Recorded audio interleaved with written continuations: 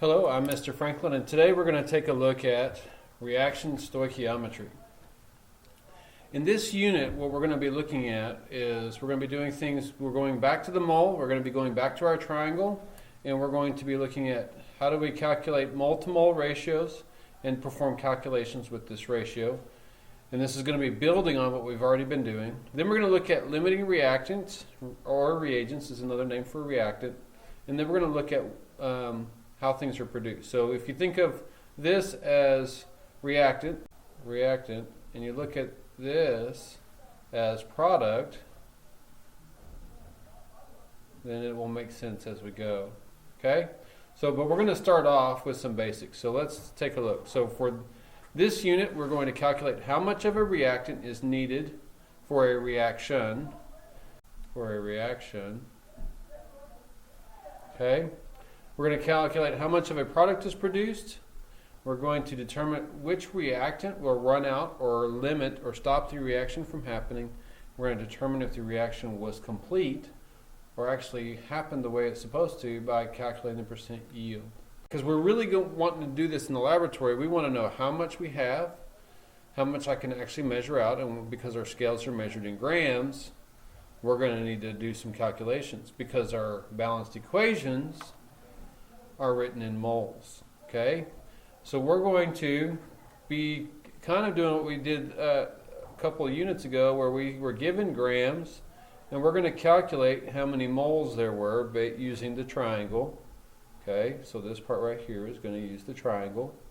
Then we're going to add a step, which is going to be from the reaction, and then we're going to use a different triangle to solve a problem.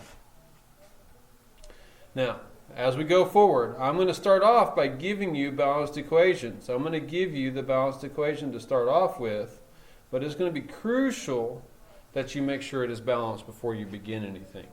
Okay? Because this right here is going to come from your balanced equation. Okay? So we have to make sure our equations are balanced. So here are the general steps. So first step, notice that. Step 1, balanced equation. Step 2, we're going to calculate the molar masses of the compounds that we're interested in. That's the triangle. Okay, we're doing reactions, so we're going to have multiple compounds. Then we're going to determine the mole-to-mole ratio from our balanced equation. In other words, we're going to find out from our recipe, if I have 2 eggs, then I need 1 cake mix. Or if I have 2 oxygens, then I need to put in 1 hydrogen to make this reaction work. That kind of a thing. Then we're going to set up and solve our problem using the line, and then we're going to be using our units to tell us where to put things. So let's do one. Let's take a look at this. So here's how the question might be worded. How much iron will be produced from 152.6 grams of carbon monoxide and an excess of iron oxide? Okay, and excess means we just have extra. So we have 152.6 grams of carbon monoxide, so that actually should go here, 152.6 grams of CO. Okay, notice that I wrote that over the element that it belongs to. And excess iron oxide, so that means there's extra. And we are looking for how much iron. So we're looking for iron. Okay, and we're going to be looking for grams of iron. So notice, what did we do? They went ahead and did the mass.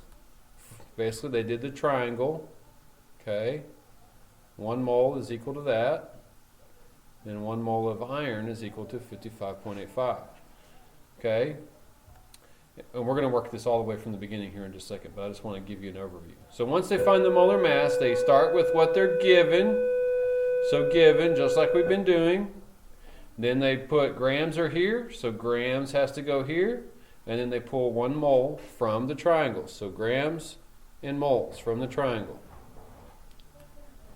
Then this part right here, they use the coefficients from the balanced equation to figure out the next part. So notice this. Grams of CO divided by grams of CO cancels. So where you have moles of CO. Well, if I put moles of CO down here, moles of carbon monoxide divided by moles of carbon monoxide is going to cancel.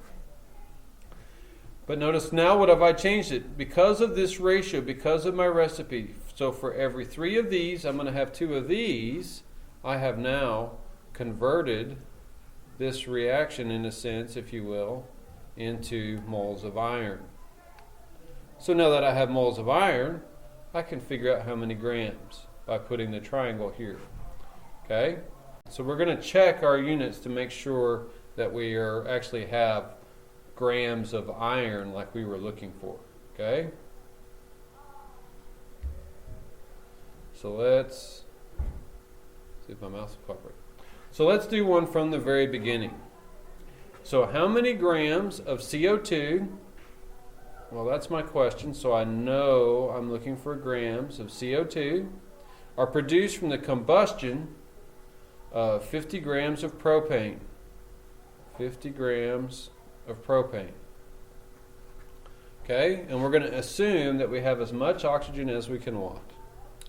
So right away I know that I'm going to need to calculate the molar mass of both of these because that's what I'm looking for. So triangle, we've got 1 mole, and we need the mass here. So what's the mass? C3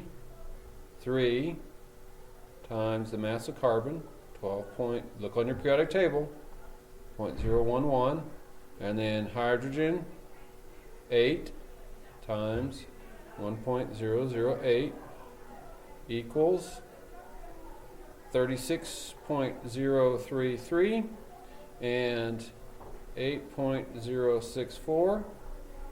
Now I'm going to come over here and do the same thing. Oh, we got to add that. Sorry, I'm not done yet. 7, 9, 0, 14, and 4. So 44.097 grams propane. Okay, that's this little thing on the triangle here. That's what we're looking for. Now I'm going to do it for carbon dioxide. So I got my triangle, 1 mole, CO2. So I got carbon, I got 1, oxygen, I got 2, times 15.999, 1 times 12.011 equals 12.011 equals 31.998. Add those together. 10, 3, 4, 44.009 grams of CO2. So now I've got my triangles for both of those. So now let's go back to our reaction. I've got 50 grams is what I have in my hand. Excuse me. I got 50 grams of carbon dioxide. No, 50 grams of propane, C3H8. So that's what I'm going to start with. What has to go on the bottom? Grams of C3H8. What number am I going to use? 44.097, and that's in 1 mole. So I'm going to convert. So what I just did is I changed this to moles. So 1 mole of C3H8. Why? Because this reaction that's balanced is in moles.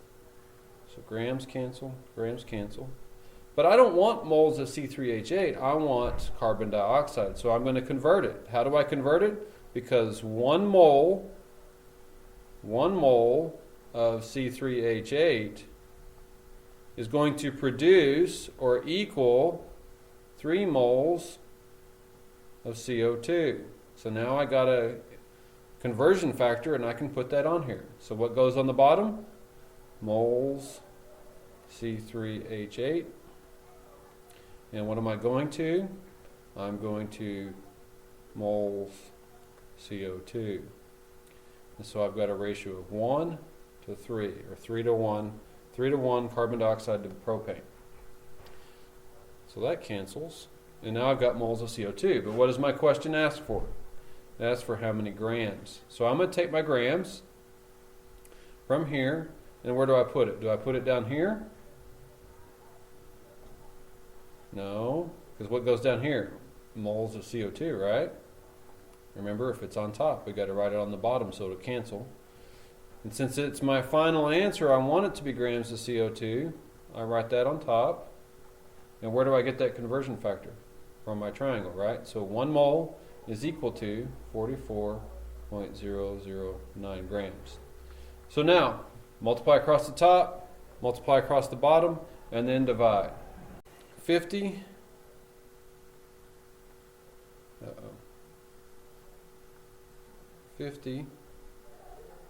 times 3 times 1 times 3 times 44.009 equals 6601.35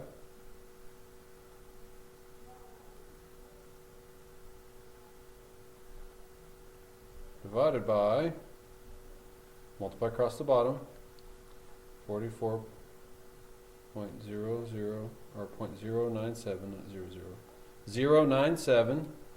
So now we're going to divide 6601.35 divide 44.097 equals 149.7. 7 grams of CO2. So that's how much carbon dioxide is produced when we make this reaction happen. Okay? So here's what I want you to do. I want you to try one. So determine the amount of oxygen produced when you take 0.549 grams of potassium, let's see, what is that? Chloride, potassium chloride, and it decomposes to potassium chloride and oxygen. Okay, so go ahead and pause the video and take a shot at that. All right, so let's go ahead and do it real quick. 0.549 grams, and we're going to oxygen. Okay, so now we got to do molar mass. Okay, ClO3, 1 and 1. And now we got to look these up. So this one is 15.999. This one is 35.453. And potassium, what is it? Let's see. See if I can find it real quick. Potassium on the periodic table is 39.1. 39.1 grams. So that is 39.1.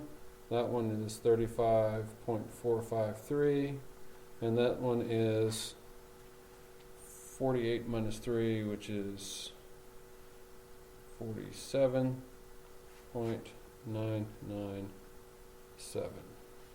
Okay? See what I did there? I rounded that to 16. 3 times 16 is 48.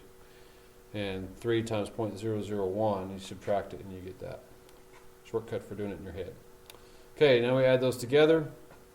So that's actually 0, 0. So we got 10, 6, 15, 2, 6, 15, 10, 15, 22, 5, 8, 9, 10, 11, 12. 122.55. Please check my math. Okay, so that's grams. Then we're going to do oxygen. So let's do oxygen. Oxygen, there's 2 of them times 15.999, which is going to be 31.998 grams O2. Okay? So now let's set up our line. 0.549 grams KClO3. Okay? Please make sure you're writing all of your units. Okay? I know that may seem like a lot, but it'll save you lots of time from getting confused. So what goes down here? 122.550 grams KClO3. and that converts to 1 mole KClO3. Okay, so now I'm going to go to moles of KClO3. Okay, there's 2 moles from our reaction and 3 moles of oxygen from our reaction. Notice where I got those. 2 moles, it produces 3 moles. So 2 to 3, or 3 to 2, 3 to 2 oxygen to potassium chloride. And so now, let's do a molar mass. 1 mole of O2 is 31.998 grams O2. Okay?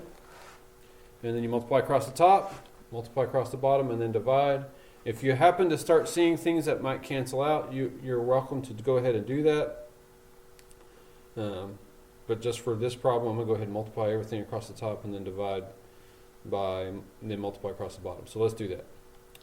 Let's do the bottom first. 122.55 times 2 times 1 equals 245.1. Now we're going to do the top, multiply across the top. So actually, let's do this. It should be equal. All of that equals this.